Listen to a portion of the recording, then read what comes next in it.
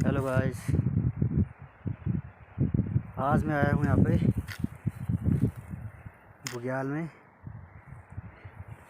हिमालयी क्षेत्र में। तो मैं सोचा जब यहाँ पर आया हूँ तो जो इस 7 फरवरी को भीषण आपदा आई थी उसी के निकट मैं अभी हूँ। रास्ते में जा ही रहा हूँ और किसी खास वजह से मैं यहाँ हिमालय में आया हूँ भ्रमण के लिए। आज मुझे यहाँ पर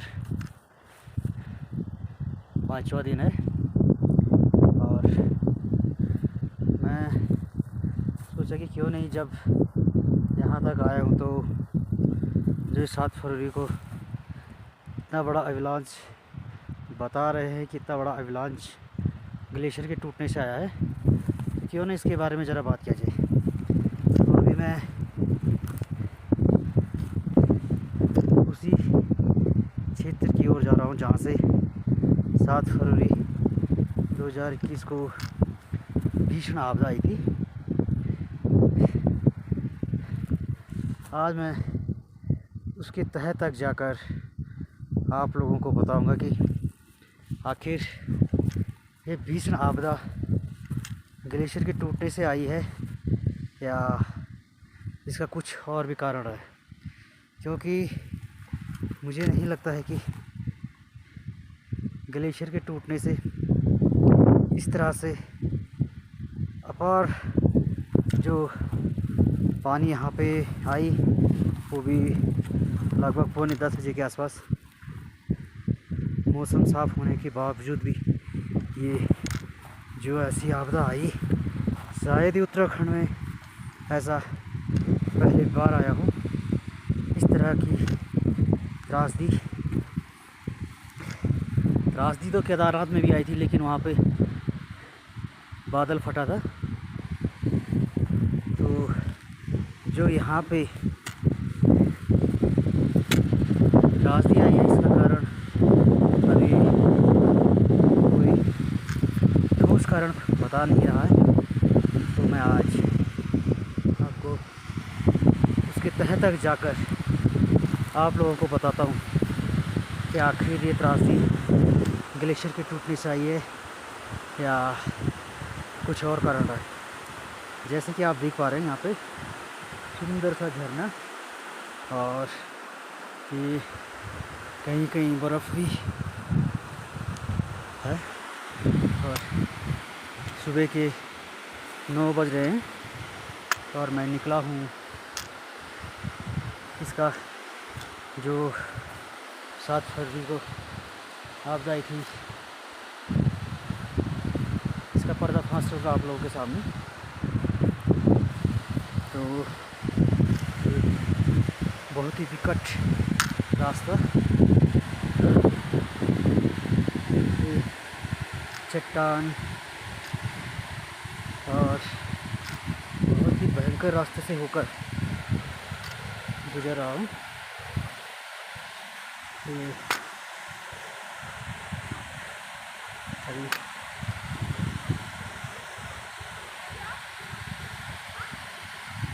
अभी मैं देखिए इस चट्टान से होते हुए जा रहा हूँ। बिल्कुल जान जोखिम पे डाल के जब मैं इनका यहाँ तक पहुँची गई थी, क्यों ना इस चीज़ को दुनिया के सामने लाई जाए। एक बहुत ही वीरान रास्ता, अकेले चल रहा हूँ। पीछे कोई लेडी जा रही है और ये एक छोटा सा गदेरा, इसमें से होकर के गुजरना है मुझे। और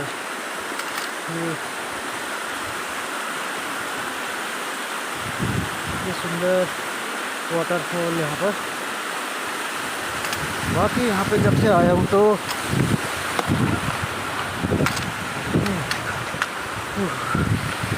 पैर फिसल गया था यहाँ पे। अगर पैर पानी में चला जाता तो बहुत ही ठंड होता। इस तरह से मैं और मेरी वाइफ जा रहे हैं। तो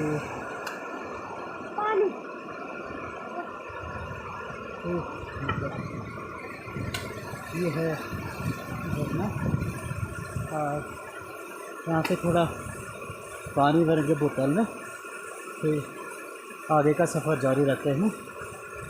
ये यहाँ पर मेरी वाइफ पानी भरी है। बहुत ही इस जगह आके बहुत ही आनंदित हुआ हूँ। और जब महीने का यहाँ तक पहुँची गए तो क्यों ना इस आकर की तह तक जाके एक वीडियो दुनिया के सामने रखा जाए। मुझे लगता है कि लोगों को गुमराह किया जा रहा है। अगर हम इसके बारे में बहस जड़ से नहीं जानेंगे कि किस वजह किस कारण से क्या इसका काज रहा है आने का, तो निकट भविष्य में हम इसको समझ नहीं पाएंगे। और फिर ऐसी आपदा आएगा तो फिर ऐसी विनाशकारी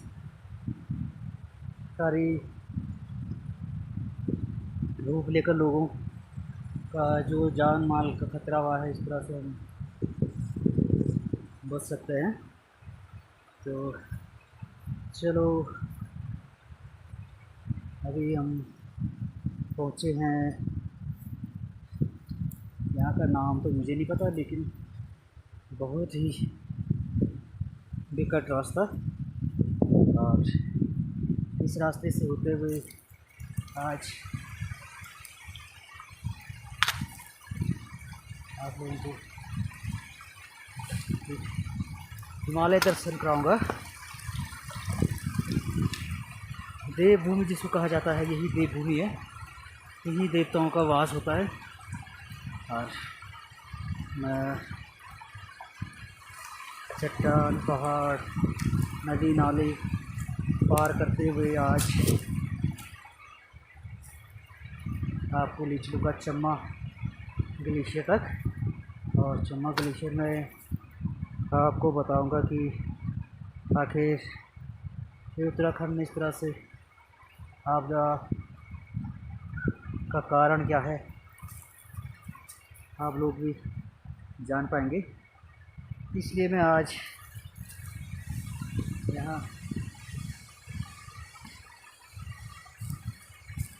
आया हूँ। तो इसी काम के लिए मैं आज जहाँ से ये एवलांच आया है उसके तह तक जाऊँगा और इस बात को पूरी दुनिया के सामने रखूँगा कि आखिर ये जो इतना विनाशकारी एवलांच कहा जा रहा है जिसको आया, तो इसका कारण क्या रहा, तो बताते हैं आपको वहीं पहुंच के। चारों तरफ ये सुंदर बर्फ़ से ढके हुए पहाड़ और नदी नाले गदेरे, बहुत ही रमणीक स्थल ये। कभी आपको मौका मिले तो आप भी ज़रूर यहाँ भ्रमण करिएगा। हमारे उत्तराखंड में ऐसी पर्यटन स्थल बहुत सारे, लेकिन अभी इन पर्यटन स्थल के बारे में बहुत कम लोग जानते हैं या फिर जागरूकता नहीं है लोगों में। तो जो इस सामने गदेरा आ रहा है, ऊपर आपको बर्फ़ दिख रहा है, इसी गदेरे को पार करके आया हूँ मैं। और अचानक से गदेरे में पैर फिसल गया था, तो पैर अगर पानी में चला जाता तो बहुत पैर ही टूट जाते। पर बच गया। पानी इतना नहीं है कि इसमें, इस वाले गधेरे में पानी इतना नहीं है कि इसमें मतलब हम बह जाएँ। तो हल्का फुल्का चोट लग सकता था। और चलो आज आपको हिमालय दर्शन करा रहा हूँ।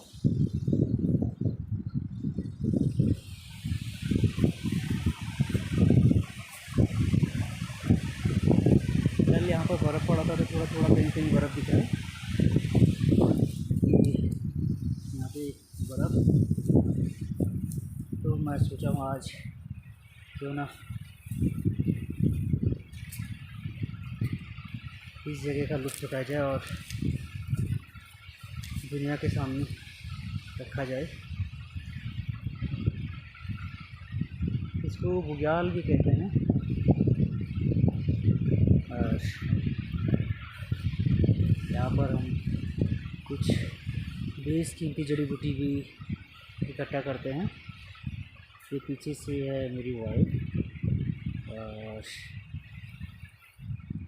अभी तक तो कुछ खास जड़ी बूटी हम इकट्ठा कर नहीं पाए, बस जा रहे हैं।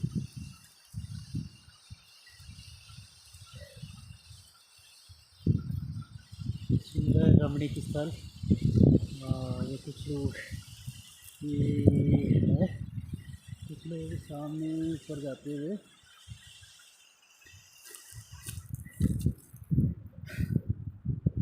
यहाँ पर जंगली जानवर भी काफ़ी होते हैं, तो पर जंगली जानवर अभी तक किसी पे वार तो किया नहीं ना, हम लोग उनको कुछ परेशान करते हैं। और ये बर्फ़,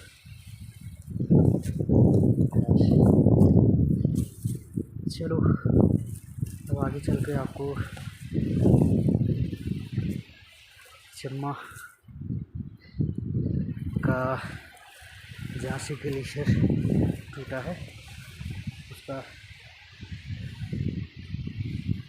नज़ारा दिखाऊंगा। और ये बहुत ही गया हुआ रास्ता, अगर यहाँ से पिछले तो ये देखिए सीधे नीचे ग्लेशियर में, सीधे नीचे ग्लेशियर में जाएंगे। बहुत ही संभल के यहाँ पे चलना पड़ता है और ऑक्सीजन की भारी मात्रा में यहाँ पे कमी होती है, जिससे कि आप देख ही रहे कि सांस कैसे फूल रहा है।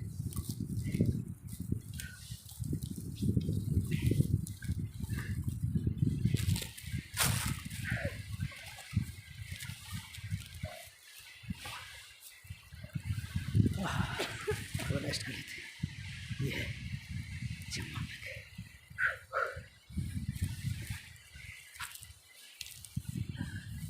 तो अभी ले चलता हूँ आपको चम्मा ग्लेशियर की ओर।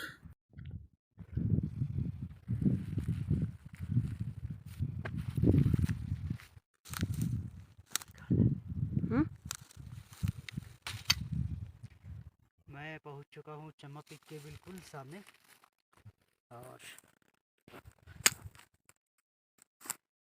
इससे करीब जहाँ तक संभव है वहाँ तक पहुँच चुका हूँ। लेकिन अभी आप सामने देख रहे हैं कि चम्मा पिक का, और जहाँ से चम्मा बता रहे कि ये अवलांच आया था, वहाँ पे अभी बादल छा गए हैं। तो इसके जितने तक हो सके उतने तक पहुँच चुका हूँ। इससे आगे बिना इंस्ट्रूमेंट के नहीं जा सकता, और बारिश की भी संभावना बन रही है। बहुत ही विकट रास्तों से होते हुए यहाँ पे पहुँचा, तो सामने जहाँ बताते थे, सामने जहाँ से ग्लेशियर टूटा है वहाँ पे ये आप देख पा रहे, जैसे कि मैं आपको दिखाऊँ, ये जहाँ से ग्लेशियर टूटा है वहाँ से वहाँ पे मैं पहुँच चुका हूँ। और उसके नीचे तो मुझे कुछ ऐसा लग नहीं रहा है कि यहाँ से ग्लेशियर टूटा है, पर अभी क्या पता बादल छट जाए तो मैं आपको बताता हूँ ग्लेशियर का क्या हाल है और क्या कैसे टूटा होगा ग्लेशियर, हम भी कुछ अंदाजे से कह सकते हैं या सटीक तो हम भी नहीं कह सकते, लेकिन इसके तह तक पहुंच के मैं आपको बहुत करीबी से ये जानकारी दूंगा कि आखिर ये ग्लेशियर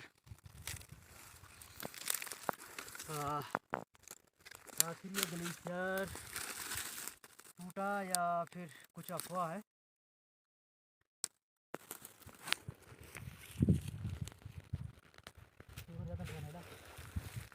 तो ये उसके बहुत ही निकट मैं पहुंच चुका हूं और अभी थोड़ा और आगे जाने की कोशिश कर रहा हूँ।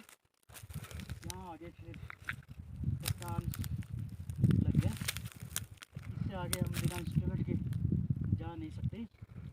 तो अभी ये बादल छट जाए और मैं आपको बताऊं कि आखिर ये हादसा का कारण रहा क्या है।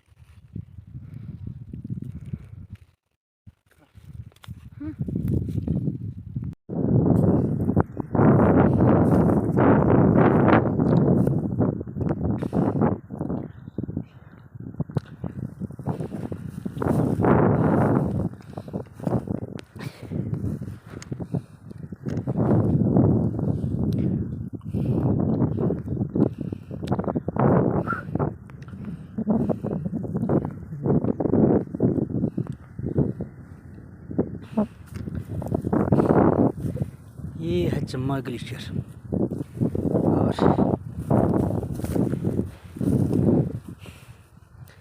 किसी को कह रहे हैं किसी के टूटने से जो 7 फरवरी को आपदा आई थी, इसी को मुख्य कारण बताया जा रहा है। जबकि आप देखिए ये चम्मा ग्लेशियर है सामने और इसके नीचे कुछ भी भूस्खलन हुआ है आपके सामने, कुछ भी भूस्खलन यहाँ पे हुआ नहीं है। लेकिन जो आपको मैंने दूसरे वीडियो में दिखाया कि निचले स्तर में बहुत ज़्यादा भूस्खलन हुआ है। ये ग्लेशियर काफ़ी समय से यहाँ पे और बताया जा रहा है जैसे यहाँ पे दरार है, ये है वो है, ये दरार टाइप के जो दरार है या फिर पत्थर पहाड़ है, काफ़ी दशक से ऐसे ही देख रहे हैं। और जो सर्वे हुआ है कि इसी के दरकने से, इसी के टूटने से आपदा आई है। इसका निचला हिस्सा देखिए आप, बिल्कुल नीचे, बिल्कुल इसके सामने ही खड़ा हूँ मैं। नीचे कहीं भी आपको लैंडस्लाइड दिखाई दे रही है। अगर इतनी बड़ी जो ग्लेशियर टूट के आई ऊपर से, तो यहाँ पे तो जो ये आपको घास वगैरह दिख रहा है ये तो बिल्कुल सपाट हो जाना चाहिए था और रेती रेती जैसे कि निचले स्तर पे हम देख रहे हैं कि जहाँ भी ग्लेशियर नदी, जहाँ भी नदी का पानी बढ़ा है तो उसने अपने साथ ऐसी तबाही मचाई है कि आज तक वहाँ पर एक तिनका तक घास उगा नहीं है। लेकिन यहाँ पर जस का तस हिसाबों से जैसा देख रहे हैं वैसे का वैसे ही है। इस ग्लेशियर के यहाँ पे आज इस बात को दबाया जा रहा है कि ये आपदा आखिर किस कारण से आया है। इस बात को कोई कहने को तैयार ही नहीं कि जब 1970 में न्यूक्लियर स्टॉप लेके ये लटखर लाता के रास्ते, तो यहाँ पे कुछ क्षेत्रीय बुजुर्गों से पता किया मैंने, तो उनका कहना है कि उसमें इतनी हीट थी कि 2-3 क्षेत्रीय लोग उसके करीब जाके उसके गर्मी से पिघल के वहीं पे ख़त्म हुए। और जैसे ये लोग उस जो न्यूक्लियर स्टॉप बताया जा रहा है उसको जहाँ पे ट्रीट करना था वहाँ पे पहुँचे, तो चारों तरफ से हिमनद और बर्फ़बारी बहुत तेज़ हो गई। तो ये लोग इसको वहाँ पर रख के किसी तरह अपनी जान बचा के वापस आए। वापस आने के बाद इन्होंने प्लान किया कि अगले साल इस प्लांट को यहाँ पर स्थापित करेंगे। उसको किसी तरह से वहाँ पर रख के ये लोग नीचे आ गई। नीचे आने के बाद जब अगले साल इसी मई जून में वहाँ पे जो भारत सरकार के वो टीम गई तो उनको वहाँ पे वो न्यूक्लियर स्टोव मिला नहीं। काफ़ी छानबीन करने के बाद इस न्यूक्लियर स्टोव का कोई अता पता नहीं चला और ये खाली हाथ वापस आके इस बात को यहीं पर दबा दिया गया। उसके बाद ना इसको सर्च किया गया है, नहीं कहीं न्यूज़ में बताया गया। और लगता है ये जो न्यूक्लियर प्लांट लेके थे वहाँ पे तो ये धरती में कहीं नीचे समा गया। नीचे जाते जाते मुझे लगता है कि ये धरती के अंदर कहीं इसके कुछ भाग से विस्फोट हुआ है और जो ये मलबा आया है धरती के अंदर से, ये मलबा पानी ऊपर की ओर आए और जो रास्ते में इस टाइम पे चारों तरफ से ग्लेशियर आता है, नदी नालों में इकट्ठा होता है, वो ग्लेशियर को अपने साथ बहा के ले गया। तो इसी जो ग्लेशियर को बहा के ले गया साथ में, तो इसी को देखते हुए इन लोगों ने ये अनुमान लगा लिया कि ये ग्लेशियर टूट के आया और इसी का ये कारण है कि आज यहाँ पे आपदा आई। लेकिन मैं अपने तरफ से 100% कहता हूँ कि ये ग्लेशियर टूटने से नहीं, बल्कि ये न्यूक्लियर प्लांट जो ले गए थे 1970 में, इसका ही कुछ अंश है। निकट भविष्य में इस पे अगर कोई कार्रवाई नहीं हुई तो इससे भी विशाल आपदा आ सकता है। तो मुझे जो भी इस वीडियो को देखे सरकार से पूछे कि जहाँ पे ग्लेशियर है उसके नीचे तो बिल्कुल भी सपाट जैसा कई सालों पहले था वैसी है, और अचानक से नीचे ये जो थार गट्ठा कहते हैं यहाँ पर, जो जहाँ पे आपको ऐसा लग रहा है कि ये मिट्टी हो रही है, यहीं पर आखिर इतना पानी आया कहाँ से? इस बात को कोई समझने को तैयार ही नहीं है, ना इस पे कोई छानबीन चल रहा है। इस बात की पुष्टि करें कि आखिर ये जो आपदा आई है इसका कारण क्या है। ना उस दिन बारिश थी, सुबह 10 बजे का टाइम, फरवरी 2021 को, साफ़ मौसम, और उसके बावजूद भी इतना पानी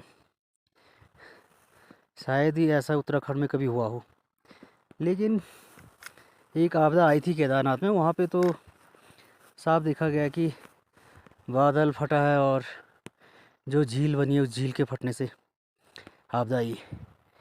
लेकिन जो यहाँ पे आपदा आई आज तक इसका कोई ठोस सबूत नहीं है कि किस कारण से आपदा आई, जबकि शासन प्रशासन की तरफ से चॉपर के द्वारा यहाँ पर कुछ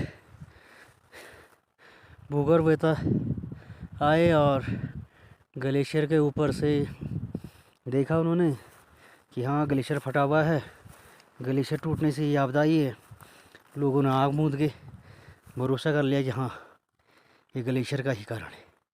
लेकिन नहीं, जागरूक होइए, सरकार से सवाल कीजिएगा कि इस बात की पुख्ता सबूत दे कि ये आखिर हुआ कैसे। जबकि इस ग्लेशियर के बिल्कुल ही नीचे मैं खड़ा हूँ और सामने जो ये नीचे धरती है, इसमें जो घास, छोटे छोटे पौधे जैसे कि वसी है, लेकिन जहाँ जहाँ से पानी बहा है 7 फरवरी को, वहाँ पे ऐसा लगा कि किसी ने तेजाब एसिड डाल दिया हो। आज तक वहाँ पर एक पौधा तक नहीं उग पाए। और निचले स्तर में नंदप्रयाग, देवलीगढ़, इन जगहों पे हजारों लाखों मच्छी मर के एक तरफ हो गई। तो इसका कारण क्या है? तो जो भी वीडियो देखें तो कोशिश करें कि सरकार से ये सवाल पूछा जाए कि आखिर आपदा आई कैसे।